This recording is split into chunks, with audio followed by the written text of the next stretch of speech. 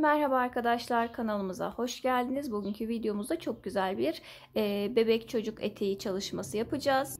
İster küçükler ister daha büyük, böyle 6-7 yaşa kadar hazırlanabilecek güzel bir model olacak. Orta kalınlıkta bebe yünüm ve 3 milimlik tığım var. Sizler de ipinizin kalınlığına göre tığ numarası tercih ederek başlayın. En güzel sonucu alabilmek için tabii ki. Anlatıma geçmeden evvel eğer kanalımıza abone değilseniz abone olarak bizlere destek olmanızı rica edeceğim ve hemen anlatıma başlayacağım. Şöyle başlangıç ilmeğimi attım. Zincir çekerek başlıyorum. Çok sıkı olmayan rahat bir zincir çekeceğim. 3 4 5 6 7 8 9 10 11 12 tane zincirimi çektim. Şöyle göstereceğim. Bakın buradaki genişlik bel kısmında eteğimizin lastiğinin yüksekliği olacak. Bu doğrultuda daha az ya da daha fazla yapabilirsiniz. Daha dar bir görünüm ya da daha geniş bir görünüm isterseniz eğer. 12 zincirle başlıyorum. Ben hemen geriye dönüp bir önceki zincirin içerisinden şu üst kısımda kalan tek telin içinden tığımı geçirdim. İlmeğimi aldım. Sık iğnemi yaptım. Sıradakinden tekrar geçirdim. Aldım ilmeğimi. Sık iğnemi yaptım. Bu şekilde ilerliyorum zincirin sonuna kadar.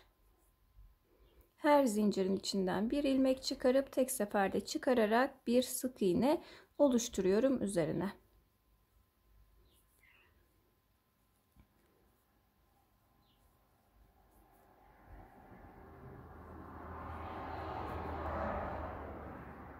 Son zincirin üzerine de sık iğnemi yaptım. Bir zincir çekip geriye döndüm. Hemen ilk sık iğnemizin şöyle dış tarafta kalan ilmeğinden geçirdim tığımı. Yine bir ilmek çıkarıp ikisini bir çıkarıyorum. 1. Burada sayacağız. 2. Bakın kendimden taraf olan ilmeği değil, dışta kalanı. 3. 4. 5. 6. 7. 8. 9. 10 ve 11 tane olacak toplamda. 12 zincir çektim. Bir eksik olacak. Siz 15 çekersiniz. 14 olacak mesela. Bu şekilde ilerliyoruz. İpimde küçük bir karışıklık olmuş. Hemen şöyle açtıktan sonra devam edelim. 10 taneyi yaptım. 11. de sıra. 11.yi tek arka kısımdan değil de hem kendimden taraftaki ilmeği hem dışarıda kalan ilmeği birlikte alacağım. Şöyle çift ilmeği birlikte geçtim. Sık iğnemi yaptım. Hemen bir zincir çekip geriye çevirirken ilk sık iğnenin ilk ilmeğini alıyorum. 1 2 3 diyerek ilerleyelim. Yine sayıyoruz. Son ilmeği çift alacağız. Burada saymak ne için önemli? Kimin için önemli? Özellikle yeni başlayan arkadaşlar için ilmeği azaltmamak, eksiltmemek için önemli. Çünkü genelde son kısımda eksiltmeler olabilir. Ördüğümüz lastik daralabilir. Bu doğrultuda düzenli ilerleyebilmek için biraz eliniz alışana kadar, bakın sonu yine çift aldım, sayarak ilerlemeniz yeni arkadaşlar için önemli. Bu şekilde yapacağımız çocuğun ya da o yaşıtın kıyafetlerine uygun, bel ölçüsüne uygun bir biçimde devam ettireceğiz. Uzatıyorum ben. 2'ye katlandığında bel kısmı oluşacak şekilde lastiğimizi öreceğiz. Dediğim gibi eğer yaptığınız çocuk yanınızda değilse, sipariş üzere çalışıyorsanız ya da hediye olarak örecekseniz hazır kıyafetlerin ölçüsüne göre de ayarlayabilirsiniz arkadaşlar. Ben şimdi bu şekilde ilerleyerek lastiğimi tamamlayacağım. Sonra birlikte devam edeceğiz. Evet, şöyle istediğim ölçüde uzattım. Ölçü olarak dediğim gibi yapacağınız bebeğin ya da çocuğun bel etrafını ya da hazır kıyafetlerin bel çevresine göre ayarlayabilirsiniz. Şurada son bir dönüş yapalım birlikte, yine aynı şekilde.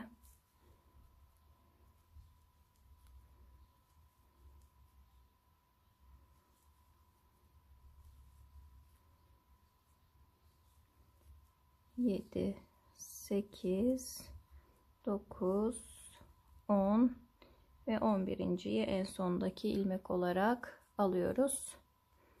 Burada daha dar görünümlü bir kemer isterseniz ona göre azaltabilirsiniz. Burası tam 11. Şimdi burada yine bir tane zincirimi çekiyorum. Başladığım kısmı alıyorum lastikte. Buradan ilk sık iğnemi yapacakken hemen karşıdan da ilmeğimi alıyorum. İkisini birlikte kapattım. Hem buradan hem karşıdan bir ilmek aldım, sık iğnemi yaptım. Hem buradan hem karşıdan karşılıklı olarak buradaki ilmeklerimizi örerken diğer taraftan da ilmek alarak kapatmış, burayı birleştirmiş oluyoruz arkadaşlar.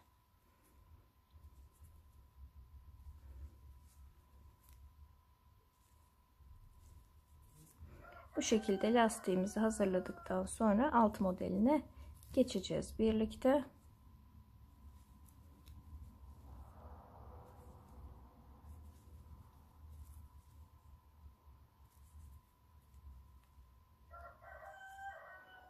Önemli olan ilmeklerin karşılıklı denk gelmesi bu noktada. Son ilmeğim ve karşıdan da yine son ilmeğe batıyorum. Şöyle bir zincir atarak bitirmiş oluyorum. Bu şekilde ekledik. Şöyle de çevirelim ve alt kısmına geçmiş olalım. Şöyle kaldığımız noktadan hemen çeviriyorum ve ön kısma gelerek bir tane batış yapıyorum. İpimi bu tarafa geçirmiş oldum. Şimdi buradan devam edeceğiz. Buradan sonra zincirimizi çekiyoruz. Hemen 4 zincir çektim. İpi üzerine aldım. Aynı trabzanın, aynı sık iğnenin içerisine bir ilmek çıkararak batışımı yapıp üçlü trabzanımı yapıyorum buraya.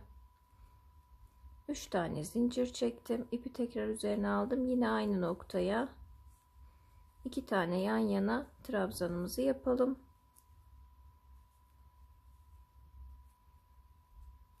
İpi tekrar üzerine alıyorum arkadaşlar. Bakın şurada bir, şöyle sayalım. Sıradan 1, 2, 3.'ye battım. 1, 2, üçlü trabzanımı yaptım. İpi tekrar üzerine alıp 1, 2, 3.'ye battım. Yine bir üçlü trabzan. Aynı noktaya bir üçlü trabzan daha. Buraya 3 tane zincir ve yine aynı noktaya 3. ve 4. trabzanımızı yapıyoruz. Aynı sık iğnenin içerisine. İpi tekrar üzerine alıp sayıyorum. 1, 2, 3. Araya battım.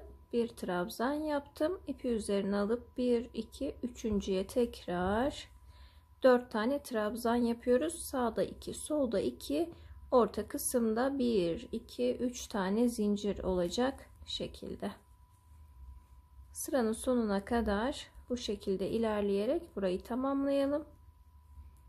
Tam olarak sayımız denk gelmezse bir ileri bir geri batış yaparak telafi edebiliriz. Hiç sıkıntı olmaz. Bir tane, iki tane sayıdan, eksiklikten ya da fazlalıktan. Onu yine sonda, benimki de o şekilde gelirse tekrar göstereceğim. Ben bu şekilde ilerliyorum şimdi sıranın sonuna kadar.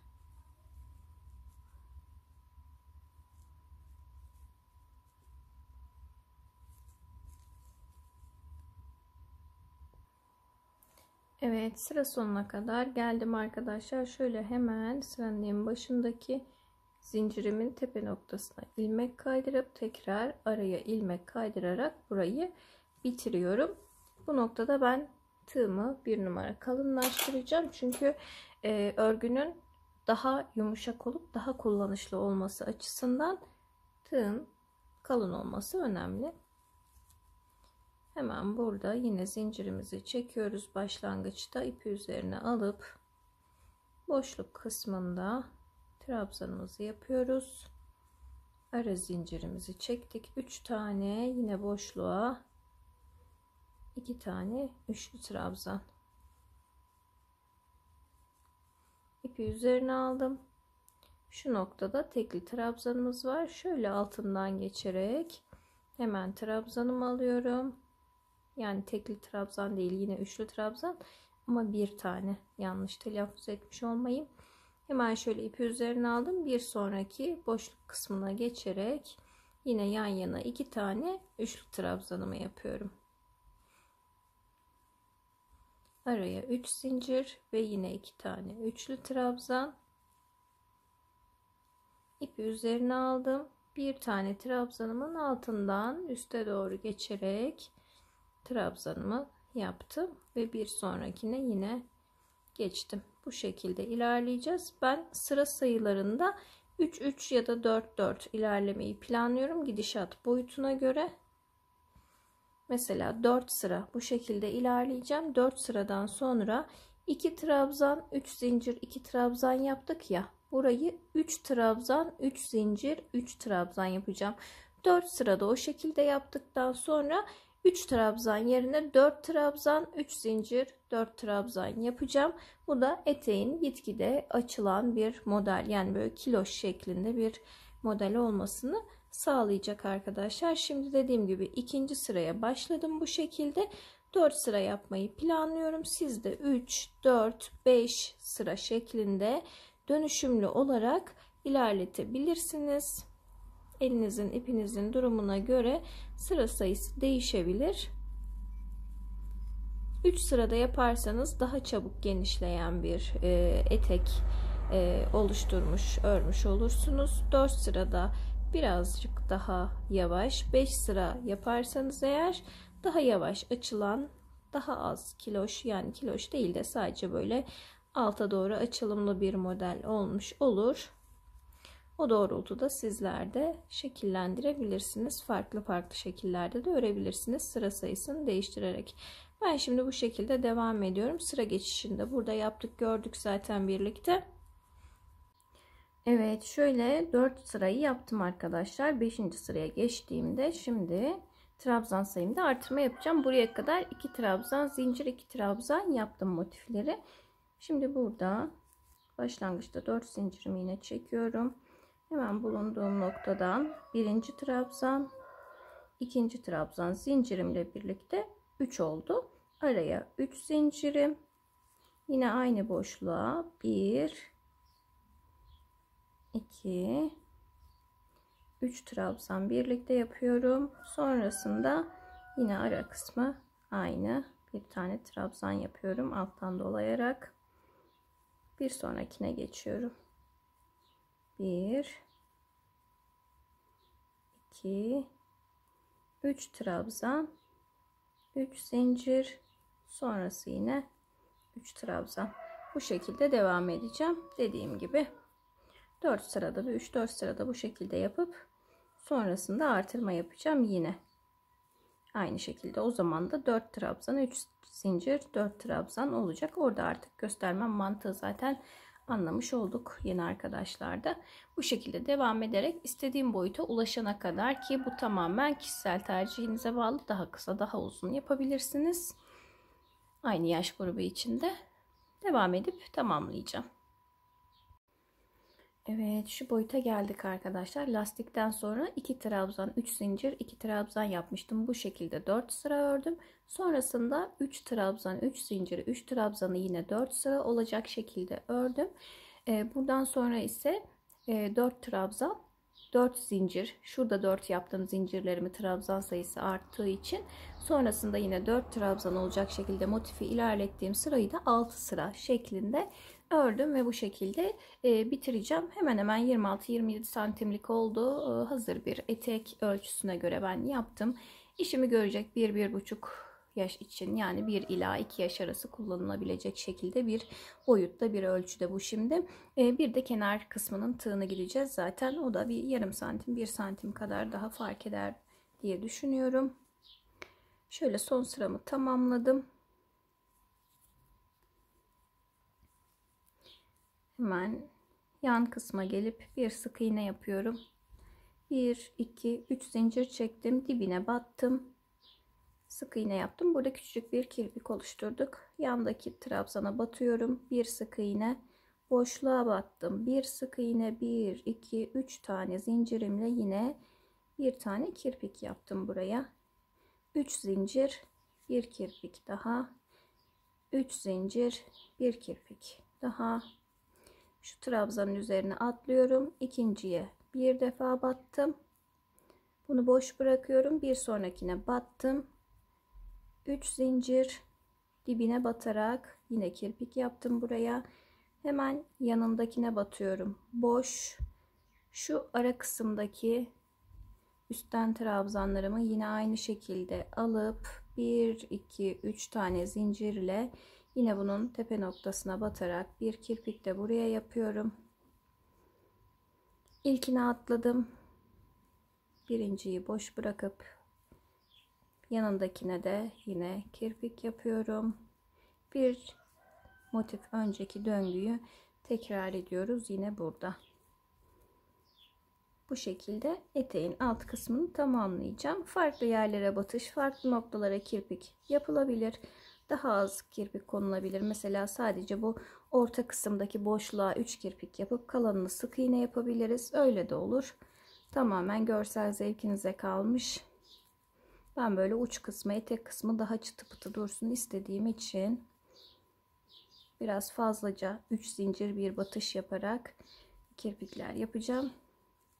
Bu şekilde tamamlayacağım. Başladığım noktaya kadar devam ediyorum şimdi. Şöyle bir bakalım, bakın. Bir bu tarafta, bir bu tarafta 3 tane de ortada olacak şekilde ilerliyoruz. Bütün alt kısmını dolanacağım şimdi. Evet, şöyle alt kısmını da tamamladım. Geldim, gördüğünüz gibi böyle tersinden, iç kısmından çok ılık da bir ütü bastım. Dediğim gibi çok ılık, sadece buharıyla hafiften ütüledim. Bu şekilde bitirmiş, tamamlamış oldum. Şu bel kısmına ben bir zincir ile ufak bir detay yapmak istiyorum. Sadece dediğim gibi zincir çekerek ikinci bir renk ile yapacağım onu da. Düz zincir çekeceğim belini dolanacak kadar. Bu şekilde zincirimi tamamlayayım hemen. Evet, şöyle bir miktar uzattıktan sonra hemen geçireceğim ve yeterli uzunlukta olacak şekilde tamamlayacağım. Bunu yapmak şart değil. Sadece böyle küçük ufak bir detay olsun istedim. Renk olarak da tamamlayabilir. Hatta buradaki detayı yaptığınız renk ile etek ucunun kenar tığlamasını da geçebilirsiniz. Daha detay seviyorsanız.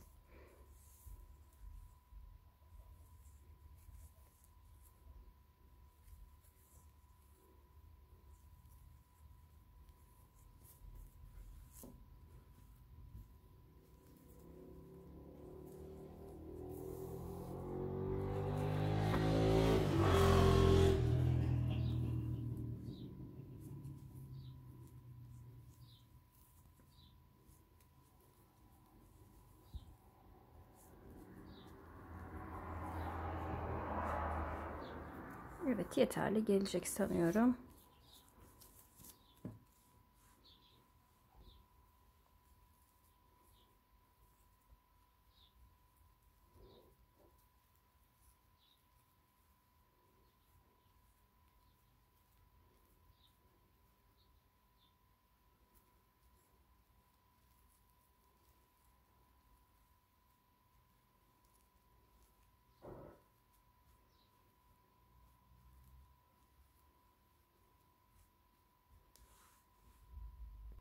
Evet, böyle tamamlamış olduk arkadaşlar. Gördüğünüz gibi gayet muntazam, güzel, kullanışlı bir etek oldu. Daha büyük yaşlar için de uygulanabilir. Yapacak arkadaşlara kolaylıklar diliyorum. Videolarımızın devamlılığı için beğenmeyi, yorumlarla desteklemeyi lütfen ihmal etmeyin. Videomuzu sevdiklerinizle paylaşırsanız ayrıca memnun oluruz. Bundan sonraki videolarda görüşmek üzere. Hepiniz hoşça kalın, sağlıcakla kalın.